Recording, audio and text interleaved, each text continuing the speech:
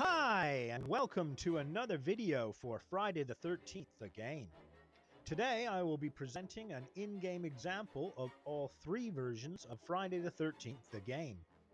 I will be providing some insight for each of its varied forms by detailing their historic relevance to the film franchise, their similarities, and the objectives of each game.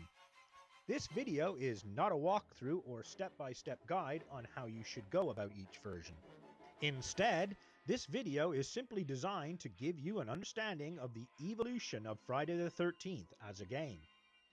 Okay, let's head back some 30 years or more to a simpler time, when video games were still in their infancy. Welcome to Crystal Lake. The year was 1985, the fifth entry in the film franchise was in theaters, and this was its new beginning, in the form of a video game exclusively playable on PC. It was first released by Domark on cassette tape for the ZX Spectrum. That version was archaic to say the least, and apart from the varied color and slight improvements to the graphics, the Commodore 64 and Amstrad floppy disk variants didn't fare much better. The objective of the game was to survive the extent of the match and save as many of your fellow counselors as possible by killing Jason. Sound good so far? Well, apart from its camp-like setting and its horror-themed ideal, not much else remained faithful to the film franchise. Though the wood setting featured a barn, a graveyard, and an archery range, there wasn't a lake. The accompanying music wasn't of the film score, and Jason's identity wasn't clear-cut. You start the game in the entrance hall of a church as Counselor Jerry King.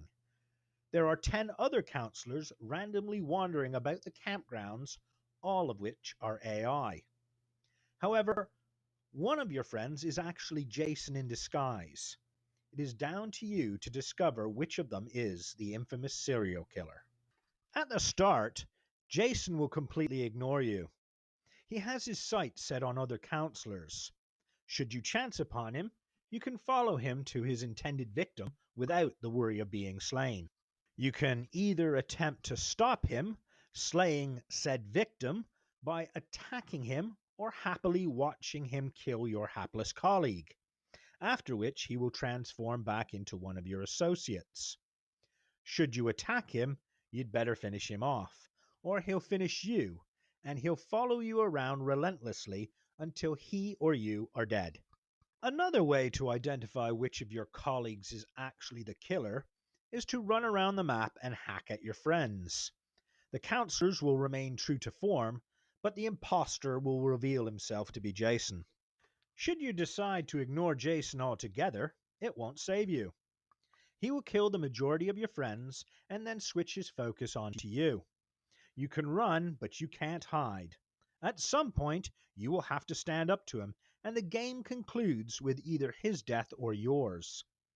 If you kill him, you will play as Wendy Watson in the following game, starting in the church as before. If you die, your point tally returns to 0, and you recommence the game as Jerry King once again. Apart from which counselor is Jason, there is no variance in the game. The objective and the resolve is always the same. By today's standards, the game is incredibly basic and doesn't offer much in the way of reward or reason to play continuously.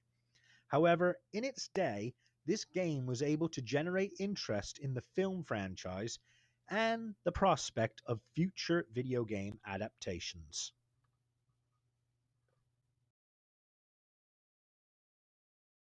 Fast forward 4 years, but remaining 30 years in the past, and the new version of the game was somewhat different. The game was developed by Atlas and was published by LJN for the Nintendo Entertainment System. It was now a console game and was released in 1989 ahead of the 8th installment in the film franchise, thus the appearance of Jason's New Blood form on the game's cover. The game itself was vastly different than the one before it. Once again, the setting was Crystal Lake, which had several cabins dotted about the map, and this version had a lake. You could even get into a boat and row from one pier to another. You could also choose which counselor you wanted to use of 6 on offer, but there was very little difference in their appearance, and they merely represented the number of lives you had before the game would finish. The object of the game was to find the children in the camp and rescue them by killing Jason. If all 6 of your counselors die, or Jason manages to kill all of the children, the game is over. But that's where the similarities with the film franchise end. The single player game had a side scrolling perspective and was more like a discount version of Ghouls and Ghosts than that of a faithful adaptation to Friday the 13th. As a counselor, you were armed with stones, which you could throw at the hordes of zombies, wolves, and bats that would attack you along your journey between cabins. Jason was merely the big boss you had to defeat in order to win the game. Occasionally, Jason would appear on the path to attack the player as he approached the correct cabin, but more often than not, you would come face to face with him inside of a cabin and be forced to challenge him in a Mike Tyson's Punch-Out style of fight. However, Nintendo's Punch-Out was infinitely better. The game was poorly received and critically reviled. There was a distinct lack of horror in the gameplay, and it was so frustrating to complete that many players gave up on it after but a few attempts. GamePro listed it as the 10th worst game based on a film, and Nintendo Power Magazine rated it as the 6th worst video game ever made. Nevertheless, the game would have a lasting legacy. As it was a console game, it reached a much larger audience than its previous incarnation, and thus eclipsed almost all memory of Jason's first outing. Ilphonic and Gun Media also paid homage to the Purple Jason form of this Friday in their adaptation of the game by including him as a playable skin as part of the developer's first DLC in 2017.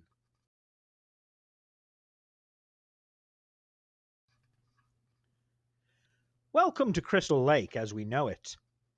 This is easily the most faithful version of the game, and glitches aside, the most exciting. The settings resemble movie sets, many of the playable characters emulate those from the various films, and Jason himself is represented in each of his forms from Part 2 to Part 9.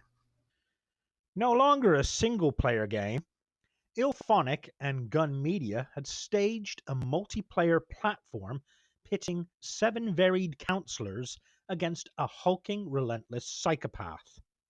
Originally released in digital format, then later released as a hard copy disc for PC, Xbox One, and PlayStation 4, this is the only version of the video game franchise that allows you to play as Jason Voorhees.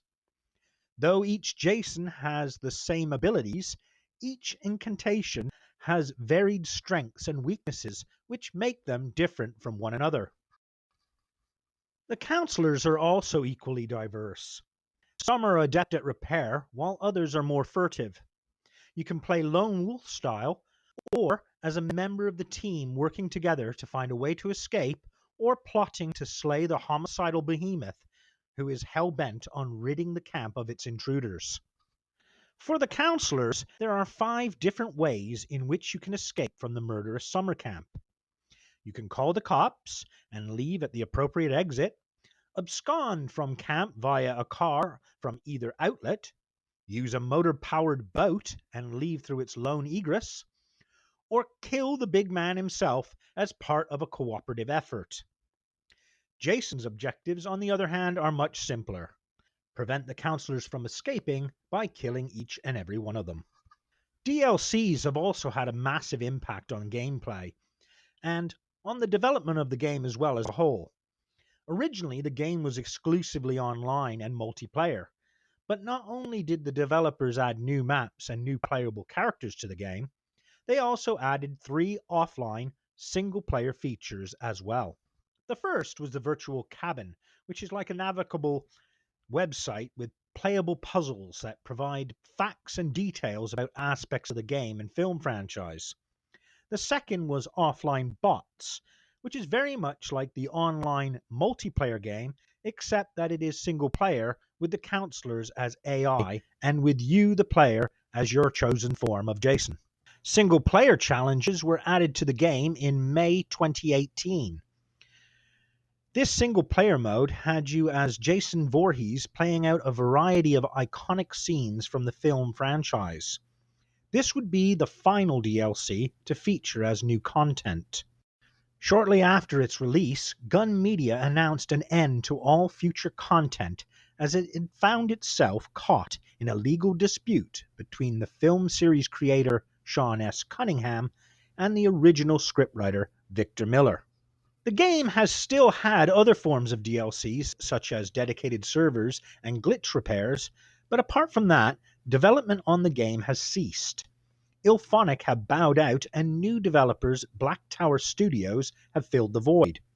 The game will continue so long as its fan base continues to play it, but the enhancement of the game is uncertain for the foreseeable future. So there you have it. I hope you found this video to be both entertaining and informative. Let me know in the comments section if there was anything that I didn't detail or cover. In the meantime, check out my channel for more Friday the 13th The Game content. Until then, take care and have a good day.